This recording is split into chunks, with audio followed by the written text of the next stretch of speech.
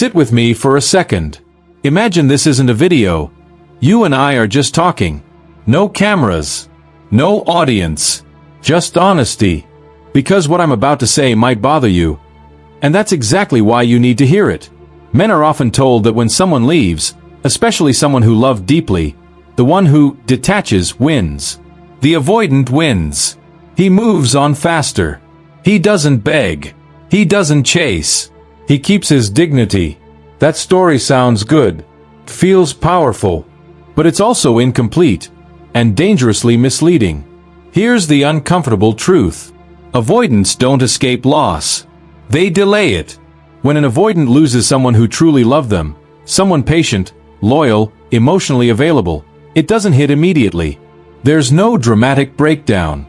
No late-night crying. No public regret. Instead, there's relief. Pace. Silence. Control. And men love control. First, it feels like freedom. No expectations. No emotional pressure. No one asking you to open up when you'd rather stay guarded. You tell yourself, this is better. I'm finally at peace. But what you're really experiencing isn't peace. It's emotional numbness wearing a confident mask. This video isn't about blaming avoidant men. It's about exposing a pattern that quietly ruins lives while pretending everything is fine. Because the real reaction doesn't happen when they leave. It happens later. When the noise dies down. When distractions stop working. When the next connection feels empty. When they realize that the person they lost wasn't replaceable. Because real love doesn't come often, especially for men who struggle to let people in. Most avoidants don't miss the relationship at first. They miss how safe love made them feel, without realizing it at the time. And that's the paradox. The person who gave them emotional safety becomes the one they emotionally ran from. In this video, we're going to break down exactly how avoidants react after losing someone who genuinely loved them. Not in dramatic theories, not in internet cliches, but in ways you'll recognize in yourself or other men you know. This isn't about shaming men. It's about waking them up, before pride, fear, and emotional avoidance cost them the one thing they secretly want most. A connection that feels real. Let's get into it. Let me say something most men won't admit out loud. The first reaction an avoidant man has after losing someone who truly loved him isn't pain. It's confidence. He tells himself he's fine. Better even. He goes quiet, focused, productive. From the outside it looks like strength, emotional discipline, control. And for a while, he believes that story too. This is the part nobody warns men about. Avoidants don't feel the loss when it happens. They feel it when it becomes real. At the beginning, the absence feels like relief. No more emotional responsibility. No more pressure to explain feelings he doesn't fully understand himself. No more expectation to be emotionally present. That relief tricks him into thinking he made the right decision, or that losing you didn't matter. But here's where the shock starts. One day, without drama, without warning, he notices something small. Maybe it's the silence that lasts longer than expected. Maybe it's realizing no one checks on him emotionally anymore. Maybe it's noticing that nobody truly knows him now. That's the moment it hits, not as pain, but as confusion. Avoidant men aren't shocked by heartbreak. They're shocked by emptiness. What makes this phase uncomfortable is that it doesn't look like loss. It looks like normal life. He's still functioning, still joking, still moving forward. But something feels flat. Here's the controversial part men need to hear. The person he lost didn't just love him, they regulated his emotional world. She gave warmth without demanding vulnerability, stability without forcing exposure, connection without threatening his independence. And because avoidant men don't process love in the moment, they don't realize its value until it's gone. This is why avoidants often replay the breakup in their head, not emotionally, but logically. Was it really that serious? Why does everything feel dull now? Why doesn't the freedom feel as good as I thought? The shock isn't dramatic. It's quiet. And because men are taught to push through discomfort, most avoidants ignore it. They tell themselves they just need more time, more space, more distractions. But what they're actually avoiding is the realization that the person they lost wasn't weak, needy, or replaceable. She was rare. This phase is dangerous because it hardens men if they misinterpret it. Instead of facing the discomfort, they double down on detachment. They convince themselves emotional distance is maturity. In reality, this is the first crack in the armor. Not a breakdown. A disturbance. And if a man doesn't pay attention here, if he keeps calling numbness peace, the next phases get much harder. This is where the avoidant story begins to fall apart. Let me start with something that sounds backwards, but it's true. Avoidant men are not triggered by rejection. They're triggered by being loved the right way, and then losing it. Rejection is familiar. It fits the internal story many avoidant men already carry. People leave. I'm better off not needing anyone. So when rejection happens, it confirms what they already expect. It hurts, yes, but it doesn't threaten their identity. Real love does. When someone truly loves an avoidant man, it creates a quiet contradiction inside him. She sees him. She stays consistent. She doesn't push aggressively, but she doesn't disappear either. And that kind of love exposes something uncomfortable. His emotional defenses aren't actually protecting him, they're limiting him. At first, this love feels safe, even grounding. But over time, it begins to challenge his belief system. Because real love asks nothing extreme. It doesn't demand perfection. It doesn't demand constant vulnerability. It simply stays. And that's what makes it dangerous to an avoidant man's nervous system.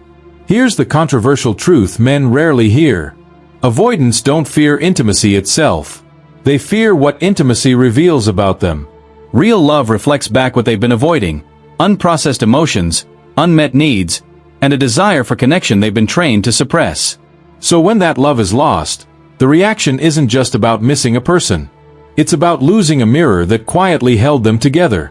This is why losing real love hits harder than rejection ever could. Rejection says, "You weren't chosen." Losing real love says, "You were chosen, and you still walked away." That realization doesn't come immediately. It arrives slowly, often when the avoidant man tries to replace the connection. He notices new interactions don't feel the same. Conversations stay surface level. Emotional depth feels exhausting instead of natural. And instead of thinking, "I miss her," the thought becomes, "Why doesn't anything feel as meaningful anymore?" This is the internal trigger point. The avoidant man isn't grieving the relationship. He's grieving the version of himself that felt more grounded, more alive, more human around her. And because men are conditioned to avoid emotional introspection, this discomfort gets mislabeled as boredom, restlessness, or dissatisfaction with life in general. So he distracts. He stays busy. He avoids stillness. But real love leaves a residue. It changes the baseline. Once a man experiences emotional safety without control or pressure, his nervous system remembers it, even if his mind tries to deny it. That's why avoidance can go months, or even years, without fully processing the loss. Because what they lost wasn't just a relationship. They lost proof that connection didn't have to cost them their freedom. And that loss quietly challenges everything they thought they knew about themselves. This is where the internal conflict deepens, and where most men either grow or retreat further into emotional distance. We'll talk about that next. This is the phase no one talks about, because it doesn't look like regret from the outside. Life keeps moving. You're still functional, still focused, still doing what needs to be done. But something feels off, and you can't quite name it. This is where distraction starts to lose its power. At first, staying busy worked. Silence felt productive. Emotional distance felt like maturity. But now, the quiet moments are louder than expected. Not painful, just uncomfortable. What many men don't realize is that regret doesn't always arrive as sadness. For avoidant men, it often shows up as restlessness. You feel unsettled, unsatisfied, harder to impress. Things that used to excite you don't land the same way. Conversations feel repetitive.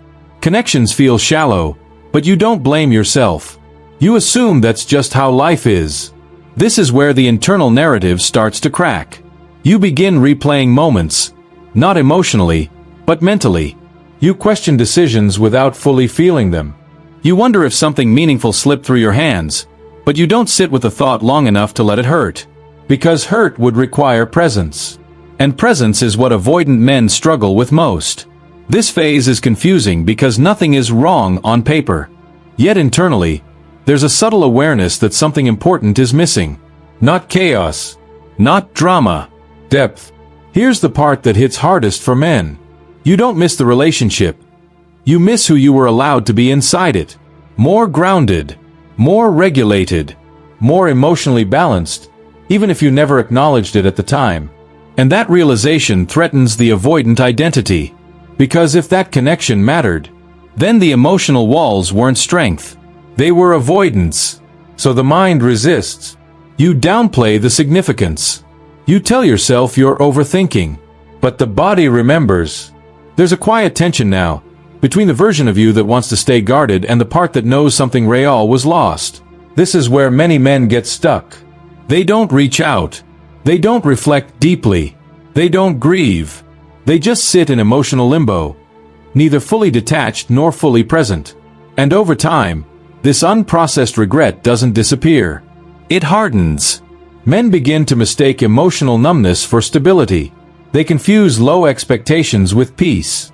But deep down, there's an awareness that something meaningful passed through their life, and they didn't know how to hold it. This phase isn't dramatic. It's subtle. And because it doesn't hurt loudly, it's easy to ignore. But it's also the moment where growth becomes possible. If a man is willing to stop running from stillness and listen to what the discomfort is trying to teach him. Because this regret isn't punishment. It's information. And what a man does with it determines everything that comes next. This is the point where we need to be honest with men, without attacking them. Because this phase isn't about confusion anymore. It's about choice. By now, the avoidant man feels it. The loss. The emptiness. The quiet regret. Not intensely, but consistently. And yet, he still doesn't reach out. Not because he doesn't care, but because pride and fear are working together. Let's start with pride. Many men confuse emotional distance with strength. They believe reaching back means weakness, loss of control, or admitting they made a mistake. So they tell themselves, if I mattered to her, she'd come back, or what's done is done. But that's not maturity, that's ego protecting itself. Pride tells men to stay silent so they don't risk rejection. Fear tells them silence is safer than vulnerability. And together they create paralysis. Here's the criticism men need to hear calmly. Avoidance is not self-respect. It's self-protection taken too far. Real strength isn't shutting down emotions. It's tolerating discomfort long enough to understand them. Most avoidant men don't reach back because they're afraid of one thing: being seen clearly, and still not knowing how to show up. They fear reopening something they can't maintain. They fear being asked to grow faster than they're ready for. So instead of facing that fear honestly, they retreat further. This is where men stay stuck for years.